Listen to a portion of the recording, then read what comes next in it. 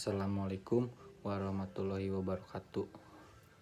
Perkenalkan, nama saya Muhammad Rizal Abdul Fikri dari IK2 dengan NIM 208230050. Di sini saya akan membawa topik tentang kepemimpinan Nabi Muhammad SAW.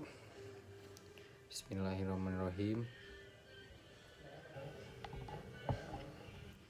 Topik pertama itu menjelang masyarakat Arab pra-Islam.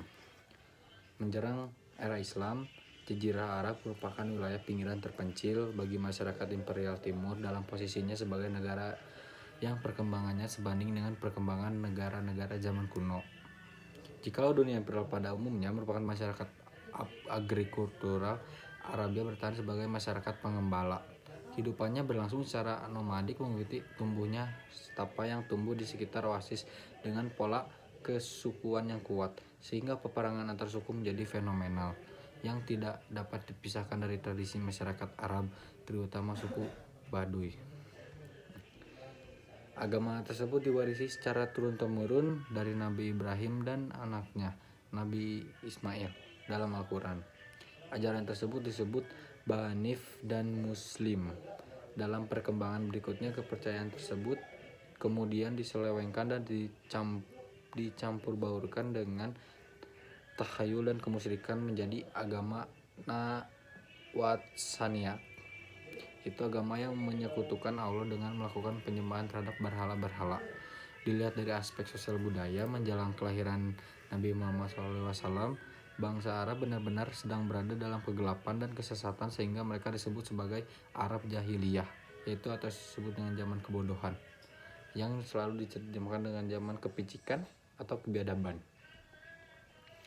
Nabi Muhammad SAW dilahirkan pada tanggal 20 April 571 Masehi bertepatan dengan tanggal 12 Rabiul Awal tahun Gajah. Dalam nukilan lain disebutkan bahwa beliau dilahirkan bertepatan dengan hari Senin 9 September 571 Masehi. Dia dibesarkan di bawah asuhan seorang paman dalam lingkungan yang kurang makmur, tetapi mempunyai keluarga yang mapan, Bani Hashim, anggota Quraisy, suku yang berkuasa di Mekah. Ia telah menunjukkan kecakapannya sebagai orang pedagang ketika mengabdi kepada seorang janda kaya yang kemudian dinikahinya bernama Khadijah. Di Mekah, beliau dikenal dengan gelar Al-Amin, yaitu seorang yang dapat dipercaya.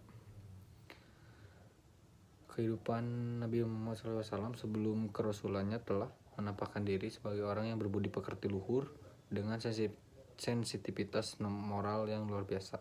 Sensitivitas moral tersebut menurut Fajlur Rahman telah mendorong Nabi Muhammad SAW untuk terbiasa menyepi berkhawat secara berkala di Gua Hiro di luar kota Makkah. Di tempat itulah beliau sering menghabiskan waktu panjangnya untuk merenung, yang melahirkan proses batin pengalaman moral yang demikian hebat, sampai kemudian puncaknya ketika beliau menerima wahyu pertamanya.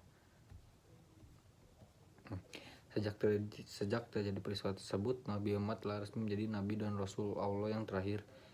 Kendati demikian, selang waktu lamanya perintah tentang apa yang harus dilakukan belum juga turun. Baru kemudian turun wahyu kedua. Mulai saat itu Nabi Muhammad SAW mengamalkan panggilan Allah dengan hati-hati yang mantap, bergegas menyampaikan firman Allah atau bisa disebut dakwah kepada khalayak ramai di kota Mekah. Dalam pendekatan historis, Husain Munis mengemukakan bahwa dakwah Rasulullah di Mekah dapat dijadi 4 periode sebagai berikut. Periode pertama berlangsung sekitar 2 tahun, dimulai sejak dilantik menjadi nabi hingga kegiatan dakwah di Darul Arqam. Periode kedua, periode Darul Akram, yang berlangsung selama 3 tahun dan berakhir setelah Umar ibnu Khattab, atau bisa disebut kita familiarnya Umar bin Khattab, memeluk Islam. Periode ketiga, kegiatan dakwah secara terang-terangan yang berlangsung selama 5 tahun sejak keluar dari Darul Akram sampai beliau hijrah ke Thaif. Periode keempat, dakwah di luar kota Makkah, apakah dengan mengunjungi pemukiman suku di sekitar Makkah atau dengan menemui setiap pendatang ke kota Makkah. Pada periode inilah terbuka jalur hijrah ke Madinah. Tahap dakwah di kota Makkah tersebut mendapatkan tantangan begitu keras dan dahsyat, terutama dari kaum Quraisy, yang beliau terus menghadapi dengan penuh ketabahan dan keuletan. Secara keseluruhan, Lapidus mencatat bahwa dakwah Nabi Muhammad SAW di Makkah tidaklah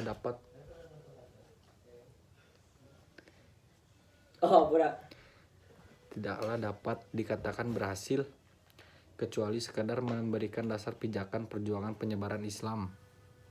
Oposisi Quraisy terhadap Nabi Muhammad SAW bahkan bukan saja menunjukkan penentangan dimensi keagamaan semata, tetapi lebih dari itu, perlawanan tersebut didasari oleh kesadaran akan ancaman keutuhan struktur keluarga dan sistem komunitas Quraisy yang berlangsung saat itu.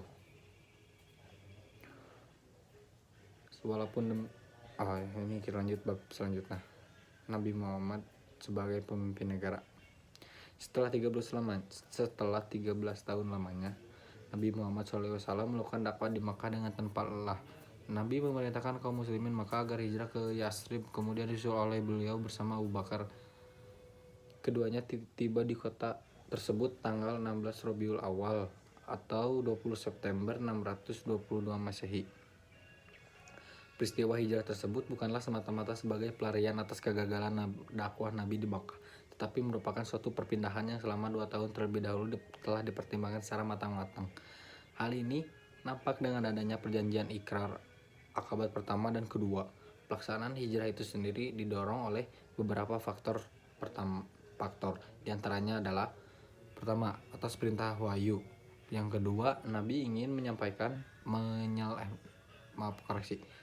menyelamatkan pengikutnya dari intimidasi kaum Quraisy yang semakin keras dan kejam dikarenakan dakwah di Makkah dipandang kurang berhasil. Ketiga, Nabi yakin bahwa pengikutnya di Yasrib akan memberikan perlindungan kepada saudara-saudara seagamanya dari Makkah. Peristiwa hijrah ini merupakan fase baru dalam sejarah perkembangan dalam Islam. Dengan peristiwa tersebut, Nabi Muhammad SAW memulai suatu fase yang mengukuhkannya menjadi pemimpin yang paripurna. Karena mempunyai fungsi ganda, yaitu sebagai pemimpin agama dan pemimpin pemerintahan. Di Madinah, Nabi Muhammad SAW mulai meletakkan dasar-dasar pembentukan masyarakat Islam secara bertahap. Langkah pertama yang beliau laksanakan adalah konsolidasi internal umat Islam dengan cara mempersaudarakan antara orang Ansor dan orang-orang Mujahirin. Menegakkan persaudaraan sama muslim dengan tidak memandang suku atau jabatan. Semua orang Arab menjadi sejajar dalam kehidupan masyarakat. Sekian profil singkat dakwah Nabi Muhammad SAW. Terima kasih. Assalamualaikum warahmatullahi wabarakatuh.